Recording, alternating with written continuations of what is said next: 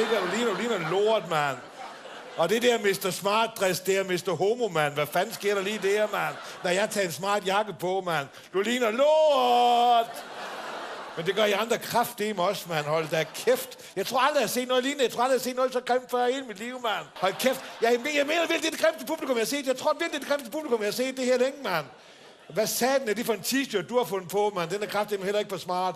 Men det, nu kommer damernes ture. Hvad sker der lige der, mand? I ligner lort, de to, mand. Jamen, jeg har taget et smart tørklæde på. Har du set farven? Så vil du kraftedeme ikke synes, det er smart længere, mand.